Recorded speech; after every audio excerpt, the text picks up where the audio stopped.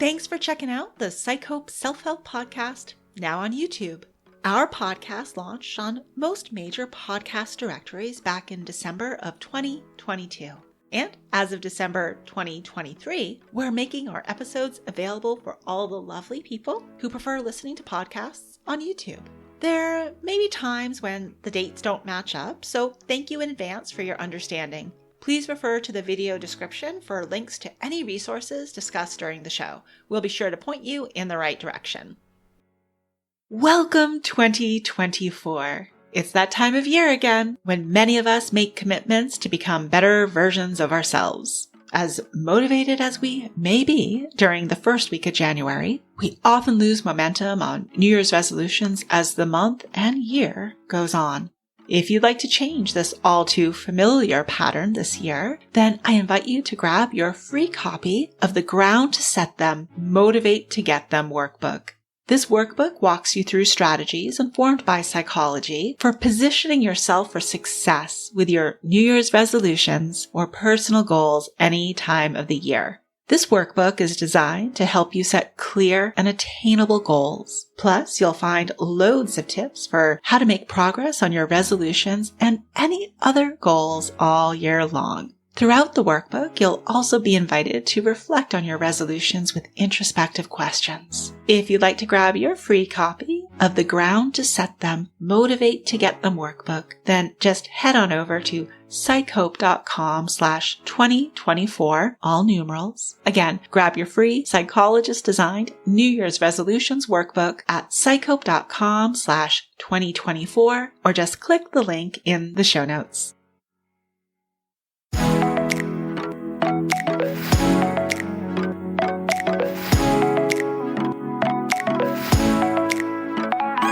Hello and welcome. You're listening to the PsycHope Self-Help podcast, a space for women where psychology illuminates paths to healing, hope, and personal growth. I'm Dr. Jennifer McManus, a clinical psychologist, and I'll be your host. Each episode, we'll explore a different way to use psychology to enhance emotional wellness. Hope you enjoy the show.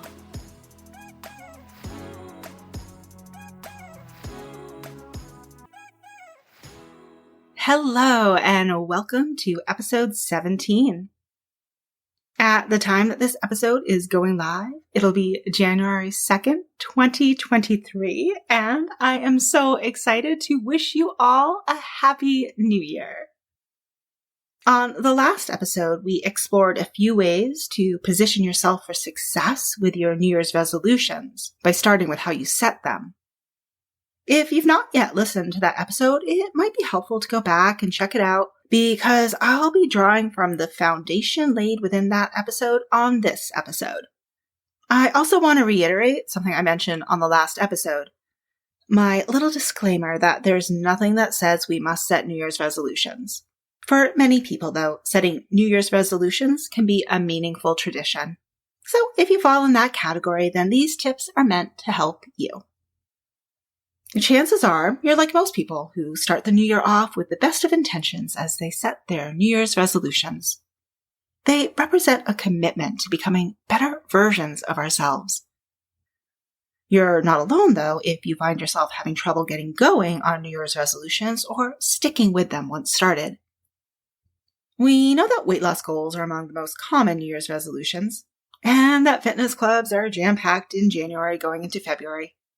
We also know that the crowds at the gym start to thin out and return to normal by, say, March. This is just one example of how we can start off full steam with New Year's resolutions, only to later abandon them altogether. This cyclical pattern is really not surprising, though. Change in general, and certainly self-improvement, is hard. For some people, giving up on a New Year's resolution altogether might be a source of shame. There's also the potential of feeling even worse about the situation we were trying to change than when we started. It's for reasons such as these that I want to provide you with as many tips as possible to help with forward movement towards your New Year's resolutions. The 14 tips explored in this episode are informed from psychological research and offered here to help you stay motivated and make progress on your New Year's resolutions. Before diving into the tips, I want to provide an important caution. Keep in mind that not every strategy works for every person. Similarly, a strategy that may have been effective for one person at one time may not be as effective for that very same person at a different point in time. Humans are quite complex, and we all have our own unique way of interacting with the world, an environment that is also ever-changing. So, taking these considerations into account, let's get started with our 14 tips. The first tip for success with reaching your New Year's resolutions is to start with how you set them.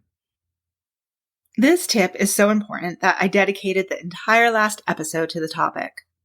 If you've not yet written your New Year's resolutions, then it might be helpful to listen to that episode. But here are some of the key takeaway points on the importance of setting New Year's resolutions with intention.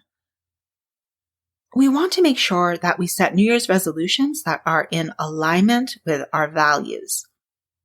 This is because values guide the choices we make in life. So we're more likely to achieve our goals when they're in alignment with what we value in life.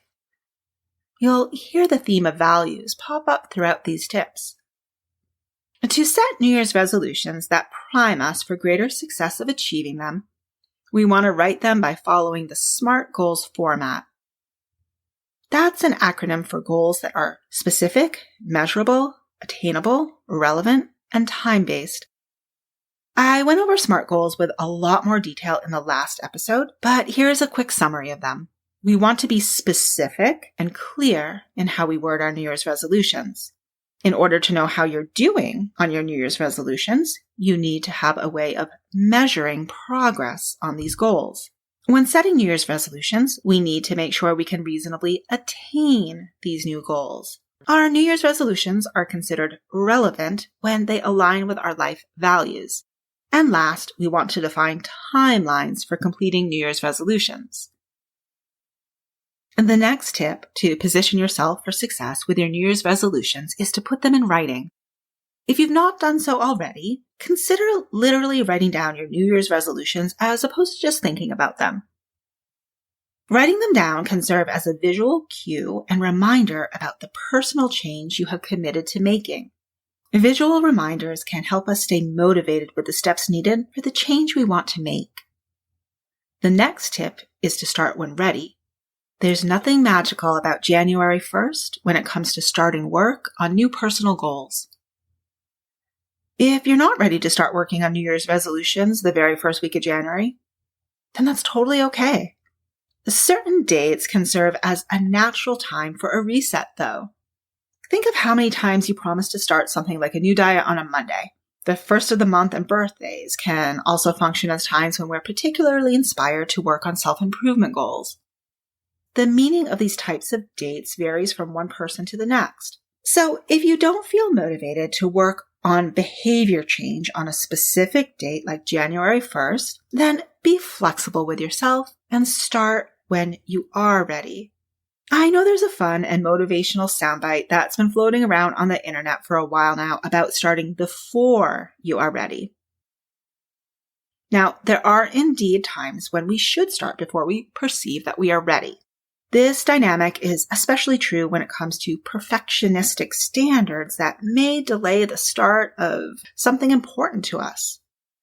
In these situations, it can be helpful to have a push to finally just do the thing. When it comes to long-lasting change, though, starting when you are truly ready can be a more helpful approach. We don't have to force change before feeling ready for the sole purpose of syncing up with a specified date on the calendar. Also, at a time of heightened stress or anxiety, it's understandable that committing to a significant behavior change could be overwhelming. So, be flexible and compassionate with yourself when you start your New Year's resolution. Now let's shift to the next tip, which is social support. Teaming up with friends or family members working on the same or similar New Year's resolution can be beneficial. Receiving support from others can help motivate us to engage in new behaviors. Also, encouragement from people who may be experiencing some of the same struggles on their journeys of change as we are lets us know we're not going through it alone. Another way that social support helps with making progress on New Year's resolution is through accountability. This is the 5th tip. Knowing that someone else is counting on us can be quite motivating. We can put this tip into action by pairing up with an accountability partner on activities relevant to your New Year's resolutions. Shifting a bit, the next tip is all about a little friendly competition. Research has shown that in addition to the encouragement and accountability factors involved with social support, people who engage in friendly competition can improve progress on their goals. A way of incorporating this strategy is to share progress with each other in a public way. Posting in a Facebook group or having a spreadsheet on a shared drive are both wonderful ways to share progress publicly. While social support, accountability, and friendly competition all can play a role in motivating us to stay on track with our New Year's resolutions, research has shown that we're even more likely to achieve our goals when the motivation comes from within. That's why the next tip is all about exploring the value of internal motivation. In other words, being internally motivated for our New Year's resolutions is a more reliable indicator of success with our goals than being externally motivated. One reason for this is because external motivation factors can change. And drawing on the previous tip of accountability, we may feel compelled to follow through with certain tasks related to our New Year's resolutions because other people are counting on us. And this external factor can change at any time, though. Take, for an example, an accountability partner who loses her motivation. That external motivation piece is now no longer a part of the equation. Your internal motivation remains constant, though, and you have control over that piece. No one else. Now, just because internal motivation is a more reliable indicator of success with our goals than external motivation, that does not mean we shouldn't incorporate some external factors too. What's important is to not rely exclusively on external motivation. Shifting a bit here, if your New Year's resolutions involve cessation of some sort, that is, stopping a particular behavior, it's helpful to consider what healthier sorts of behavior you could engage in instead. This leads us to the tip of replacement behaviors. If we don't have something to replace the old behavior, then we run the risk of it feeling like we're white knuckling it, like we're driving down the highway through a heavy storm. Continuing with our common weight loss themed resolutions, consider the cessation goal of no longer eating candy. If one was used to having a sweet treat after dinner, then it may be helpful to have a replacement behavior of eating fruit instead of candy. Another way to set yourself up for success with your New Year's resolutions is the tip of making it easier on yourself. We do this by reducing the amount of steps needed to get to the behaviors you are trying to increase. For example, if your goal involves morning workouts, consider laying out your activewear the night before so it is nice and ready for you in the morning. Here, we're drawing on the psychological concept of friction. We want to reduce friction for the behaviors we would like to increase as part of our New Year's resolutions. The next step is the exact opposite. In this case, you want to make it harder on yourself by placing more steps between you and the behaviors you're trying to decrease. We want to increase friction for behaviors we're trying to decrease. For example, if avoiding junk food is part of your New Year's resolutions, then keeping unhealthy foods out of the house may be the way to go. In order to have potato chips or a chocolate bar when there are none in the house, will put extra steps between you and the behavior of eating junk food. Instead of just walking to the kitchen, it's a whole trip to the store. Even for those of you who like to have food items delivered, the act of ordering will add more steps. Plus, the passage of time while it's being delivered can be enough of a delay to allow us to reconsider giving into the urge to stray from our New Year's resolutions. If your New Year's resolution involves doing more of something that you're really not that fond of, then pairing that less desirable activity with something enjoyable makes it more bearable. This in turn increases the likelihood of engaging in the behavior you're trying to increase. Listening to one's favorite playlist or a podcast are enjoyable activities that many people pair with exercising. The next tip is to regularly measure and track progress on your goals. If you made those SMART goals discussed earlier, then you'll have a New Year's resolution that can be measured and tracked. The very act of monitoring a behavior we're trying to change is related to an increase or decrease in the behavior of interest.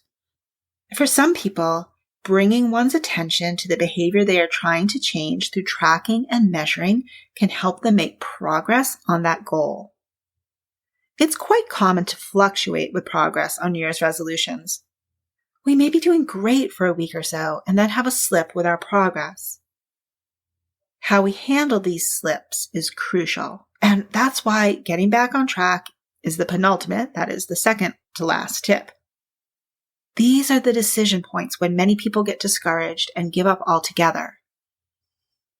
You cannot go back and change the decisions related to straying from your New Year's resolutions, but you can make decisions moving forward that get you back on track with your goals for the new year. Try to pick up where you left off, pivot, and proceed. I want to take a moment here to mention that I created a guided meditation intended to help with these common fluctuations with progress on New Year's resolutions. The practice may prove helpful in reconnecting you to the original motivation behind your New Year's resolutions or personal goals any time of the year. You can find it on my YouTube channel. My account over there is at psych_hope, and I'll also put a link to it in the show notes. The final tip I have for you is to reinforce your progress. We are much more likely to make lasting behavior change if we reward our progress as opposed to punishing our slips. Having a plan to celebrate the small wins along the way makes us more likely to keep up that positive change. So there you have it, 14 tips informed by psychology to set you up for success with your New Year's resolutions. Remember, your mileage may vary with these tips. If one approach is not helpful, however, consider trying another tip that might be a better fit for you. Do your best to stay encouraged, even if you have a few slips along the way. Self-improvement is a process. Each small step you take gets you closer to the change you wanted to see when setting your New Year's resolutions. Please be sure to follow or subscribe to the podcast wherever you may be listening so you can learn more about a new psychology-informed self-help intervention each week. Thanks for listening.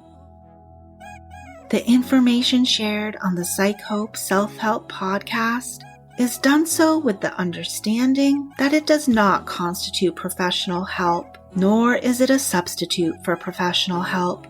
If you think you might benefit from more than self-help, there are resources listed in the show notes.